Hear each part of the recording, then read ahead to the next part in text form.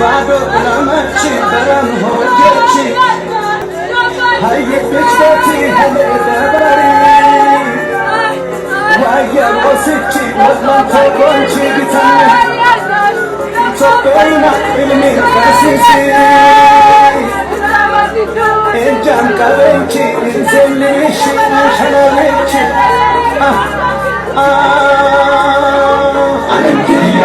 ዳኜ ግርማ ፍጣ ላይ በደረሰው ድንገተኛ ግድያ ስሰማ በጣም ነው ከልቤ ያዘንኩት። እግዚአብሔር አምላክ ለመላው ቤተሰቦቻቸው፣ ለወዳጅ ዘመዶቻቸው በሳውዝ አፍሪካና በኢትዮጵያ ለመኖሩት በሙሉ መጽናናትን በኢየሱስ ክርስቶስም ይስጣቸው።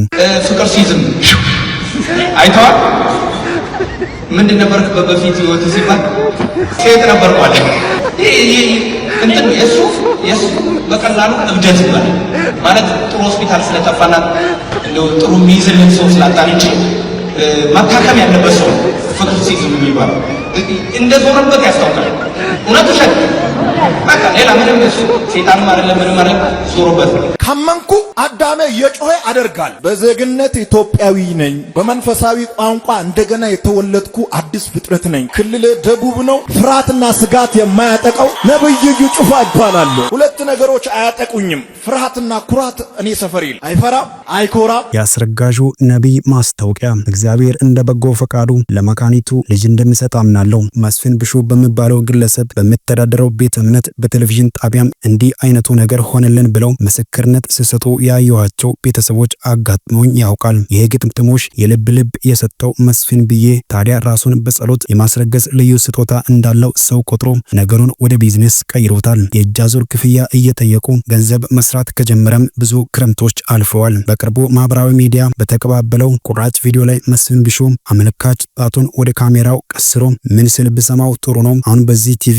ሲጸልይ የሚጸንሱ ሰዎች አሉ። ሙስሊም የለም፣ ኦርቶዶክስ የለም፣ ክርስቲያን የለም። እዚህ ቤት ይመጣሉ፣ አርግዘው ይመለሳሉ ይላል። ይህም ጉዳይ በርካቶችን እያነጋገረ ይገኛል። ጉዳዩን ምናልባትም የኢትዮጵያ አብያተ ክርስቲያናት ካውንስል ቢያየው መልካም ነው ስለገለጸው ሽመልስ ይፍሩ የተባለው ወንድማችን ነው። ዳኜ ግርማ ፍጣ ላይ በደረሰው ድንገተኛ ግድያ ስሰማ በጣም ነው ከልቤ ያዘንኩት። እግዚአብሔር አምላክ ለመላው ቤተሰቦቻቸው፣ ለወዳጅ ዘመዶቻቸው በሳውዝ አፍሪካና በኢትዮጵያ ለመኖሩት በሙሉ መጽናናትን በኢየሱስ ክርስቶስም ይስጣቸው። አንደኛ ተሰሎንቄ ምዕራፍ 4 ነገር ግን ወንድሞች ተስፋ እንደሌላቸው እንደሌሎች ደግሞ እንዳታዝኑ አንቀላፍተው ስላሉት ታውቁ ዘንድ እንወዳለን። ኢየሱስ እንደሞተና እንደተነሳ ካመንን እንዲሁም በኢየሱስ ያንቀላፉትን እግዚአብሔር ከእርሱ ጋር ያመጣቸዋልና በጌታ ቃል የምንላችሁ ይህ ነውና እኛ ሕያዋን ሆነን ጌታ እስኪመጣ ድረስ የምንቀር ያንቀላፉትንም አንቀድምም። ጌታ ራሱ በትእዛዝ በመላእክት መለቃ ድምፅ በእግዚአብሔር መለከት ከሰማይ ይወርዳልና በክርስቶስም የሞቱ አስቀድመው ይነሳሉ። ከዚያም በኋላ እኛ ሕያዋን ሆነን የምንቀረው ጌታን በአየር ለመቀበል ከነርሱ ጋር በደመና እንነጠቃለን፣ እንዲሁም ሁል ጊዜ ከጌታ ጋር እንሆናለን። ስለዚህ እርስ በርሳችሁ በዚህ ቃል ተጽናኑ ሲል የገለጸው ሐዋርያው ኢዲዲያ ጳውሎስ ወይም አብታሙ ጳውሎስ የተባለው አገልጋይ ከሰሞኑ በደቡብ አፍሪካ በሰዎች ተገድለው ስለተገኙት ስለ አቶ ዳኜ ግርማ ፍጣ ይህንን መልእክት ሲያስተላልፍ ተመልክተናል። በደቡብ አፍሪካ ፒተር ማርቲስበርግ ከተማ ነዋሪና በሀገሪቱ ከኢትዮጵያ ማህበረሰብ ተወካይ አመራሮች ውስጥ አንዱ የሆኑት አቶ ዳኜ ግርማ በመኖሪያ ቤታቸው በር ላይ በገዛ መኪናቸው ውስጥ እስካሁን ማንነታቸው ባልታወቁ ሰዎች መገደላቸውን የሥራ ባልደረቦቻቸው ለመረጃ ምንጫችን ተናግረዋል። አቶ ዳኜ በደቡብ አፍሪካ ለሚኖሩ ኢትዮጵያውያን በሙሉ መካሪ አባትና አስታራቂ ሽማግሌ ነበሩ ሲሉ ለመረጃ ምንጫችን ሐሳባቸውን ያጋሩት አንድ የሥራ ባልደረባቸው በሥራ ላይ ውለው ወደ ቤታቸው እየገቡ በነበረበት ወቅት የግቢያቸው በር ላይ ከመኪናቸው ሳይወርዱ ጥቃቱ እንደተፈጸመባቸው ገልጸዋል። ለኢትዮጵያውያን አንድነት እንዲሁም በሰው ሀገር በመተጋገዝ ሰርቶ ስለመለወጥ ዘውትር ሲሰሩ የኖሩ የኢትዮጵያውያን አባት ነበሩ ያሉት በቅርበት የሚያውቋቸው አንዲት የደቡብ አፍሪካ ነዋሪ ግፈኞች እኚህን ጀግና አባት ነጠቁን ሲሉ ተናግረዋል። በደቡብ አፍሪካ የኢትዮጵያ ኮሚኒቲ ወይም ማህበረሰብ ሰብሳቢ የሆኑት አቶ ዮሐንስ ሀቢብ ለመረጃ ምንጫችን እንደተናገሩት አቶ ዳኜ ግርማ ፍጣን ከ18 ዓመታት በፊት ከፈረንጆቹ 2007 ጀምሮ ለኢትዮጵያውያን አንድነትና አብሮነት ሲታገሉ እንደሚያውቋቸውና በተገደሉበት ዕለትም ይህንኑ የማስታረቅ በጎ ተግባር አከናውነው ወደ ቤታቸው ሲመለሱ እንደነበረ ገልጸዋል። ከኢትዮጵያ ኤምባሲና ከሀገሪቱ ፖሊስ ጋር በመሆን ገዳያቸውን ለመከታተልና ለማስያዝ በጋራ እየተሰራ መሆኑን አስረድተዋል። ማክሰኞ እሳቸው በሚኖሩበት ፒተር ማርቲስበርግ ከተማ የአስክሬን አሸኛኘት ስርዓት እንደሚደረግላቸውና በማግስቱ በጆሃንስበርግ ትልቅ የሽኝት ፕሮግራም ለማድረግ እንደታሰበም አቶ ዮሐንስ ለመረጃ ምንጫችን ተናግረዋል። እኛም በሚዲያችን ስም ለእኚህ ግለሰብ ቤተሰብና ለወዳጅ ዘመዶቻቸው መጽናናትን ተመኝተናል። አሁን በኢትዮጵያ ላይ ጎራ ኦልሬዲ ይዟል። ክርስትና በገሃዱ ለሁለት ተከፍሏል። እንደ ተመራማሪ ያየሁት የተመለከትኩት ምንድነው ካላችሁ አሁን በኢትዮጵያ ላይ በክርስትና ላይ ኃይለኛ አደጋ ኦልሬዲ ተጋርጧል፣ ተዘርግቷል። ይሄንን በክርስትና ላይ የተዘረጋውን ይሄንን ከባድ መጋረጃው ማን ነው የሚያነሳው? እያንዳንዱ ነቢይ ኢዩ ጩፋ ለተናገራቸው በሚዲያ ላይ ለተናገራቸው ነጥቦች ከካውንስሉ ከፓስተር ጌትነትም ከፕሬዝዳንቱ ለእያንዳንዱ ዲቴል እየገቡ መልስ እየሰጡ ነበር። መልሶ መጀመሪያ መግለጫ ከሰጡት ኢዩ ለተናገራቸው መልሶች ኢዩ ላወጣው መግለጫዎች መልሰው ደግሞ ለዛው መልስ ሲሰጡ ነበር። ምን ብዬ ተመለከትኩት መሰላችሁ? ዳኛ ያጣ ክርስትና አልኩት። ዳኛ ያጣ ክርስትና፣ ዳኛ ወይም ፈራጅ ወይም መሪ ያጣው ክርስትና አልኩት። ለምንድን ነው እንደዛ ያልኩት ልትሉ ትችላላችሁ። መግለጫ አንደም ጽፏል፣ አንደም ካውንስሉ መግለጫ ጽፏል እኮ በቃ አስቀምጧል፣ በመግለጫ ላይ ተናግሯል። ያን ደብዳቤን ተከትሎ ደብዳቤን በዘረጉት መስመር እንደ መሪ መስራት አለባቸው እንጂ ኢዩ ለተናገረው ንግግር መልስ በሚዲያ መስጠት አያስፈልግም። ካዘንኩትና ልቤ እጅግ በጣም ከደማው ነገር አንዱ ምንድነው ፓስተር ጌትነት አዎ እኛ ነቀርሳ ነን አለ። አዘንኩት። ኢዩ ይህን መግለጫ የሰጠ ከካውንስል አይደለም፣ የዚህ ራእዩን ማይቀበልና ማይደግፍ ነቀርሳ የሆኑ ሰዎች በካውንስል ውስጥ አሉ ላለው መልሶ ፓስተር ጌትነት ደግሞ አዎ ነቀርሳ ነን ሲል ወደ ነቀርሳ ትርጉም ሄድኩት። ነቀርሳ ምንድነው አወቃችሁ? ወንድም ነቢይ ኢዩ ቢሆንም ፓስተር ጌቱ ቢሆንም ምንድነው ነቀርሳ? የነቀርሳ የመጨረሻው ምንድነው? መግደል እኮ በቃ እንደውም እንደ እግዚአብሔር ሰው እንደ ባለ አእምሮም ካሰብነው የነቀርሳ መጨረሻው መግደል እኮ ነው። ስለዚህ ገዳዮች ነን እያላችሁ ናችሁ እንዴ? ነቀርሳ የተያዘ ሰው ይሞታል እኮ። ነቀርሳ ይገላል። ከአንድ ክርስቲያን አገልጋይ ከአንድ ክርስቲያን መሪ እንዲህ አይነት ቃል ያማል፣ በጣም ያማል።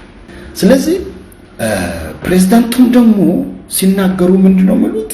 እኛ አንዱን ኢዩን ስንናገር ያልጠራናቸው ሁሉ ተነሱብን። እከሌ ብለን እኛ መቼ ጠራን? እከሌት ብለን እኛ መቼ ጠራን? ግን ያልተጠሩ ተነስቶ እየተጫጫሁብን ነው ይላሉ። መግለጫው ኢዩን ብቻ አላለም እኮ ኢዩን ብቻ አላለም። መግለጫው ላይ የተጠቀሰው ሐሳቦች ኢዩንና ኢዩ የሚያደርገውን የሚያገለግለውን አይነት አገልግሎት የሚያገለግሉትን ሁሉ እኮ ነው የጠራው። ሰንበት ይሁድ ነው ብሎ ካልተነገረ አይገባም። እንደነሰው ይሄንን ቅኔውን እንደ ሰው አያውቅም። ስለዚህ ኢትዮጵያ ላይ አሁን መጀመሪያ ስውር ጦርነት ነበረ፣ መንፈሳዊ ጦርነት። አሁን ገሃዱ ዓለም ላይ ኦልሬዲ ጦርነት፣ መንፈሳዊ ጦርነት ተጀምሯል። ለዚሁ መፍትሄ የሚሆን 3 ነገሮችን ይዤ መጥቻለሁ። 3 ነገር መፍትሄ ይሆናል። አንደኛው የኢትዮጵያ ወንጌል አማኞች አብያተ ክርስቲያናት ካውንስል ጽሕፈት ቤት እውነትም ባወጣው መግለጫ የጸና መሆን አለበት። በቃ የጸና አቋም መኖር ሚይዞ መውጣት አለበት። ሁለተኛ ዳግመኛ ላይገናኙ እነዚህ ብሎ የጠራቸውን አገልጋዮቹና አገልግሎታቸውን ላለመቀበል 100% ወስኖ በአቋም መቆም አለባቸው። ሁለተኛ እነዚህ ደግሞ ነቢይ ኢዩና መሰሎቹ በፍጥነት መደራጀት አለባቸው። ተደራጅተው የራሳቸውን አገልግሎትና ቤተክርስቲያናቸው ማዳን አለባቸው። ሶስተኛ ይህንን በትልቅ ኃላፊነት የሰጠው መንግስት በአፋጣኝ ሁኔታ ጣልቃ መግባት አለበት። መንግስት ጣልቃ ገብቶ ይህንን ማስተካከል አለበት። ይህንን በአደራ መልክ አስተላልፋለሁ። ተባረኩ። እስቲ ዛሬም አቶ እዩ ጩፋን ዲስኩርስ ሰምተን እንመለስ።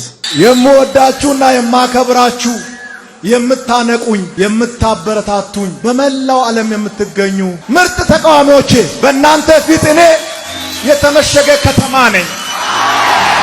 በእናንተ ፊት እኔ የናስ ግንብ ነኝ። በእናንተ ፊት እኔ የብረት ምሰሶ ነኝ።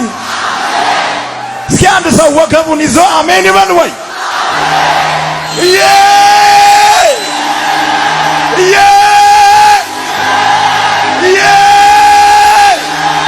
እንደሰማችሁት ነው። በእርግጥ እኔ እዚህ አዳራሽ ውስጥ ተሰብስበው እሱ የሚደሰክረውን መጽሐፍ ቅዱስ መሰረት የሌለውን ተራ ዲስኩር አሜን የሚሉ ሰዎች መርፌ ሰክተው ዛርና አውሊያ ያለበት ቤት ውስጥ ከሚገቡ ጥንቆላና ጠንቋይ ጋር ሌሊት ተደብቀው ከሚሄዱ ሰዎች ለይቼ አልመለከታቸውም። የእሱን ንግግር ግን ሰምታችሁታል። አሜን የሚያስብልበትም እኔ ምሰሶ ነኝ፣ የብረት ምሰሶ ነኝ፣ ናስ ነኝ ምናምን ይላል። ምን እያደረገ ነው ያለው? ይሄ ግለሰብ ራሱን እየሰበከ ነው። እንግዲህ ከዚህ ስብከት ቀጥሎ ኑና ጌታ ኢየሱስን የምትቀበሉ ሊባል አይችልም። መቼ የኢየሱስ ክርስቶስን ሞት የመጣበትን ዓላማ ትንሣኤውን ባልተሰበከበት ጉባኤ ሰዎች ጌታን ተቀበሉ ማለት ቀልድና ዘበት ነው። መጽሐፍ ቅዱስ ምን ይላል? በእርግጥ ሐዋርያው ጳውሎስ ለቆሮንቶስ ከተማ ወንጌልን ይዞ በመጣ ጊዜ በጣም ሲጠነቀቅ የነበረው አንድ ነገር ከወንጌል ጋር ራሱን ቀላቅሎ ለተመልካቾቹና ለአድማጮቹ እንዳይሰብካቸውና እንዳይነግራቸው ነበር። ይሄ በጣም አደገኛ አካሄድ ነው። ራስን ከኢየሱስ ክርስቶስ ትምህርት ጋር ቀላቅሎ ልክ በማር እንደተለወሰ አይነት መርዝ ለሕዝብ መመገብ ማለት ነው። ምን ይላል መጽሐፍ ቅዱስ? ሁለተኛ ቆሮንቶስ ምዕራፍ 4 ቁጥር 5 ላይ ክርስቶስ ኢየሱስ ጌታ እንደሆነ እንጂ ራሳችንን አንሰብክምና ስለ ኢየሱስ ራሳችንን ለእናንተ ባሪያዎች እናደርጋለን ወይም ሎሌዎች እናደርጋለን ይላል መጽሐፍ። አየህ፣ ኢየሱስ ጌታ እንደሆነ እንጂ ራሳችንን ቀላቅለን አንሰብክም። እውነተኛ አስተማሪዎች አንዱ ምልክት ከኢየሱስ ትምህርት ጋር ራሳቸውን እየቀላቀሉ ለሕዝቡ አይመግቡ። የሐሰተኛ ነቢያት፣ የሐሰተኛ አስተማሪዎች አንዱ ባህሪያቸው ትምህርታቸውን ሲሰሙ ረጅም ሰዓት ራሳቸውን ከትምህርቱ ጋር ሰፍተው እነሱና ትምህርቱን እስካትለዩ ድረስ ይመግባሉ። አሜን የምትሉት ወገባችሁን ይዛችሁ የምታፏጩት የምታጨበጭቡት ስለ ኢየሱስ ጌትነት ተነግሮ ነው እንዴ? እኔ እንዲህ ነኝ እያለ ተራ ግለሰብ በዘይት ንግድና ፈውስ እያለ በቸበቸበው እና ባካበተው ገንዘብ ራሱን የሰቀለ እግዚአብሔር ግን ያላከበረው ሰው ጉባኤ መድረክ ላይ ሰብስቧችሁ እኔ እንደዚህ ነኝ እያለ ሲሰብክ እንዴት አሜን ትላላችሁ? እናንተ በእውኑ ክርስቲያኖች ናችሁ? ክርስቶስ ኢየሱስን የሕይወት አዳኝና ጌታ አድርጋችሁ በነፍስና በስጋችሁ በመንፈሳችሁ ላይ ሹማችኋል? ይሄ ነው ጥያቄ። እዩ ጩፋ ሐሰተኛ ነብይ ራሱን ቀላቅሎ የሚሰብክ ሐሰተኛም አስተማሪ ጭምር ነው። አስተማሪ ለማለት ትምህርት የተደራጀ ያስፈልጋል። ግን እቺን ትምህርት ከሆነች ሐሰተኛ አስተማሪ ነው። በነቢያት አገልግሎት ውስጥ ትልቁ የነቢያት ጸጋ የሚሰራው የእግዚአብሔርን ቃል በክርስቶስ አካል ላይ በማስተማር ነው። አንድ ነቢይ የእግዚአብሔር ጸጋና ያ ኦፊስ አለኝ ያለ ነቢይ በመጀመሪያ ሊኖረው የሚገባው ነገር የእግዚአብሔር ቃል ነው። ምክንያቱም የእግዚአብሔር ቃል በተለይ ደግሞ በአዲስ ኪዳን በክርስቶስ በተሰራው ስራ ላይ ባለቀው ስራ ላይ የክርስቶስን አካል ቤተክርስቲያንን በማስተማር በማነጽ ይታወቃል። ስለዚህ ምን እያልኩ መሰላችሁ? የመጀመሪያው የነቢያት አገልግሎት የእግዚአብሔር ቃል ሊኖራቸው ይገባል የሚል ነው።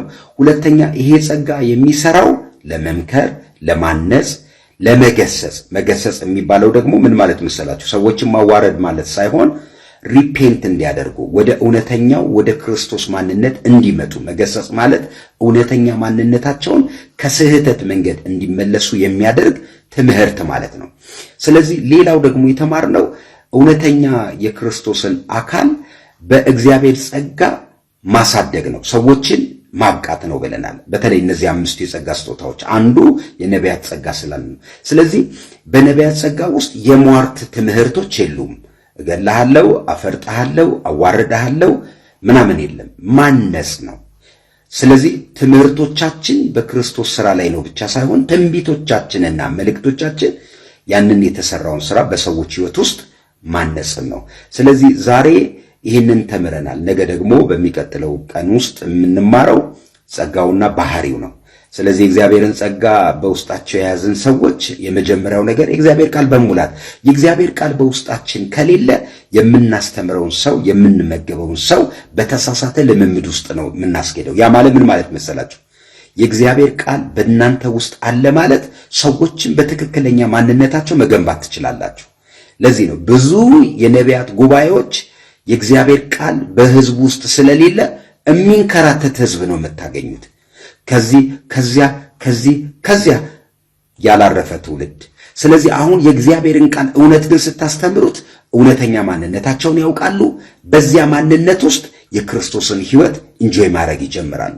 አቶ ጌቱ ለማ አንዴ በዛቻ፣ ሌላ ጊዜ በስልታዊ ማስፈራራት፣ ሌላ ጊዜ በመለማመጥ በብዙ ጭምብል ይጫወታል። እያጠለቀ እያወለቀም ዛቻና ማስፈራራቱ ድንበር አያውቅም። ያኔ ባዕድ ሌላ ኢየሱስ ዶክመንተሪ በተለቀቀ ማግስት የተናገረው ከልኩ በላይ የሆነ ቃል ነበር፣ ንግግር ነበር። ያንን ዶክመንተሪ የሰሩትን ወጣት ልጆች ሂሳብ ያወራርዳሉ ነበር ያለው። ይህች ቃል በጊዜው የህወሓት ልዩ መፈክር ነበረች። ይህ ሰው የግሉንና የቆንስላውን እንዲሁም የቆንስላውንና የመንግስትን ድንበር አደብዝዞ የሚረግጥና የሚረማመድ ሰው ነው። ሰሞኑን ቴዲ ተጫን በቆንስላው ላይ የጻፋቸውን ጽሁፎች ሁሉ እንዲያወርድ በቀጭን ትዕዛዝ ተነገረው። ቀጭን ትዕዛዝ የሚሰጥ ሰው ከቆንስላው ቢሮ ደውሎ አስፈራርቶት ነበር።